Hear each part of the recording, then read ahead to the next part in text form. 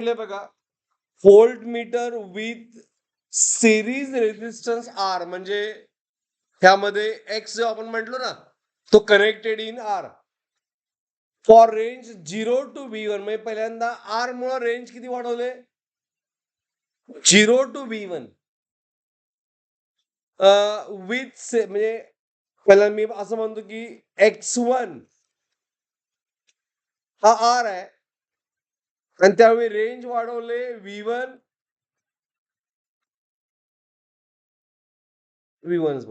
Range वाढवले V1 आणि with series resistance 3R, म्हणजे X2 ज्यावेळी 3R झाला त्यावेळी रेंज वाढली किती, टू V2 टू V2. आणि त्याने विचारलंय काय, relation between V1 and V2. काय करायला पाहिजे सांगा. मग आता आपल्याला रेशो फाइंड करायचा आहे या दोघांचा. रेशो ऑफ वेलॉसिटी सॉल्व करण्यासाठी वेलॉस नाही, ओके, वेलॉस नाही, हे व्होल्टेज आहे. 11वीतून 12वी जाऊया, लॉज ऑफ मोशन मधून करंट इलेक्ट्रिसिटी जाऊया. इथे व्ही काय असतं, व्होल्टेज. हा, व्होल्टेज आहे V2 आणि V1 आणि V2 is equal to find करायचं आहे, बरोबर, राईट. मग याला फॉर्म्युला कुठला यूज करणार, रेंज वाढलेला voltage V is how much, current IG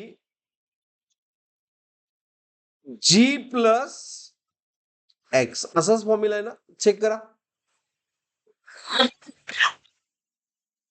बरोबर, हा derived formula is it right. First केसला म्हणजे V1 साठी काय होणार, IG तर सेम आहे, गॅलोमीटरचा रेजिस्टन्स सेम आहे, बट X1 किती आहे, R, बरोबर. आणि सेकंड साठी V2 एवढी रेंज वाढली, गॅलोमीटरचा करंट तोच राहिला,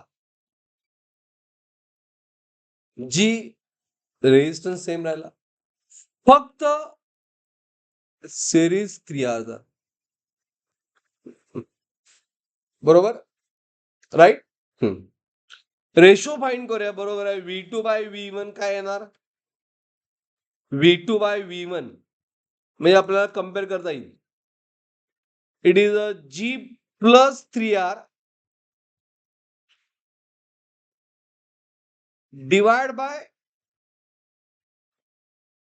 G plus R, G plus 3R divide by G plus R.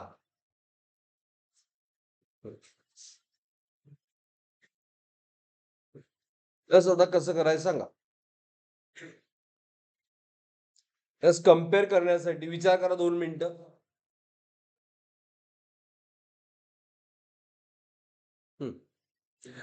Okay, आता जो तुम्ही ऑप्शन बघितला, V2 is equal 3V1, V2 is greater than 3V1, V2 less than 3V1 by 3, म्हणजे 3 मध्ये ऑप्शन आहे, इज इट राईट. म्हणून काय करतो मी, 3 मध्ये आपण सोल्युशन मिळवायचा प्रयत्न करा. म्हणजे कसं करतो बघा, V2 मी लिहिताना देतो V2 बाय V1, 3 इम्पॉर्टंट आहे म्हणून पहिल्यांदा 3R प्लस G आणि डिवाइड बाय G, नाही डिवाइड बाय, लिहिताना सुद्धा R बाय G लिहितो, R बाय G. हा, ओके. आता मला हे R बाय G कॅन्सल करायचे, कम्पेअर करण्यासाठी हिंट आहे, डिस्कस करू नका, तर it will affect your understanding. मला R बाय G पाहिजे काय, आणि 300 पाहिजे कम्पॅरिझनला, म्हणून काय केलं मी इथं 3R, ओके, ह्या 3R हे जे मला ह्याचं 2G ऍड केलं, कळालं काय, म्हणून -2 केलं, काय इफेक्ट चेंज झाला, काय केलं कळालं, मला 3G पाहिजे, आर बाय जी कॅन्सल करायला. अंडरस्टूड? मग काय लिहिलं बघा मी आता, R by G. Okay, 3 R G plus 3G किती येणार? 3G. ओके, मायनस 2G असं आलं आर बाय जी. आता मी एक डायरेक्ट स्टेप करतो काय, ह्या दोन मधून, ओके, हे जी दोन टर्म आहेत ना, तस ह्या दोन टर्म मधून तस मी 3 कॉमन घेतो. राहिलं काय, आर बाय जी, आणि दोन्ही टर्मला आर बाय जी सेपरेट करूया. आर प्लस जी, सॉरी, आर प्लस जी, आणि इथं मायनस 2G आर प्लस जी. म्हणजे काय आलं बघा, V2 bye V1 is 3. Is 3. Is it right? 3. R by G get cancel. 3 पाहिजे. 3 is important यामध्ये. मायनस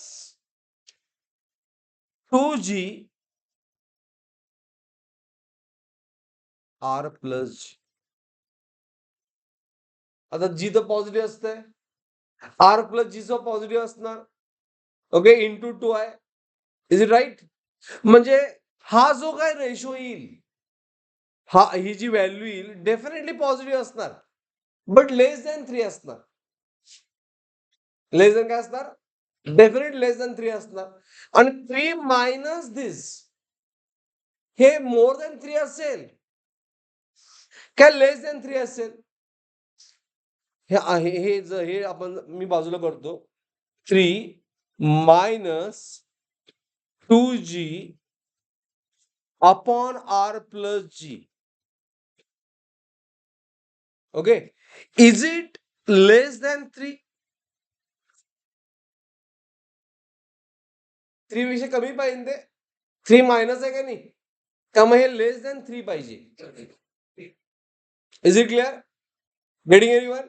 बट हे काय, V2 बाय V1 हे डेफिनेटली लेस दॅन काय असणार? 3 असणार रेशो. मग हे V2 आहे, बघा काय होतंय, V2 बाय V1 हा रेशो इक्वल 3 असणार काय? ग्रेटर दॅन 3 असणार आहे काय?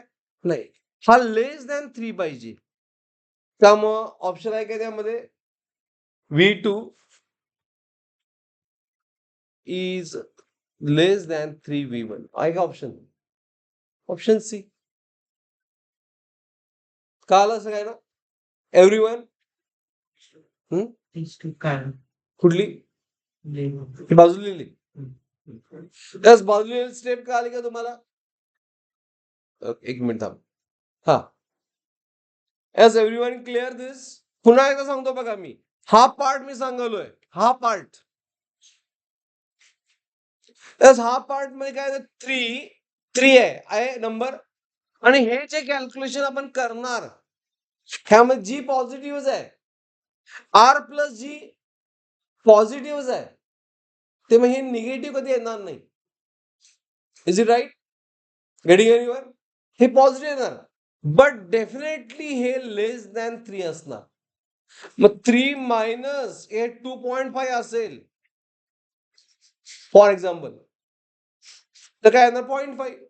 मग हा जो डिफरन्स आहे हा 0.5 आहे, तो 3 पेक्षा कमी असणार. हा डिफरन्स म्हणजे काय, V2 बाय V1 हा 3 पेक्षा कमी असणार. म्हणून इथं काय लिहिलं मी, हा डिफरन्स, ओके, हा डिफरन्स हा कम्पेअर करताना इथून लिहिलं मी असं, इकडून इकडे गेलो ह्या स्टेपनं. ओके, ही जी व्हॅल्यू आहे कुठली, 3 minus 2G upon R plus G definitely less than 1. But he value किती आहे? V2 बाय V1 आहे. V2 बाय V1 लेस दॅन 3 असणार, म्हणजेच V2 is less than 3. Logical problem होता, अवघड नव्हता, फक्त लॉजिक होतं यात. ही स्टेप फार महत्वाची. इथं मी काय केलं, हे 2G ऍड केलं, -2g. का केलं कळालं सगळ्यांना? कारण मला हे r बाय g कॅन्सल करायचं होतं आणि इन टर्म ऑफ 3 फाइंड करायचं होतं. मग हे 3r आहे, मग 3g असेल तर 3 कॉमन येणार ना, म्हणून g चं 3g करायसाठी काय करायला पाहिजे? 2g ऍड करायला पाहिजे, म्हणून -2g केलं, बॅलन्स केलं. Got it? Is it clear all of you?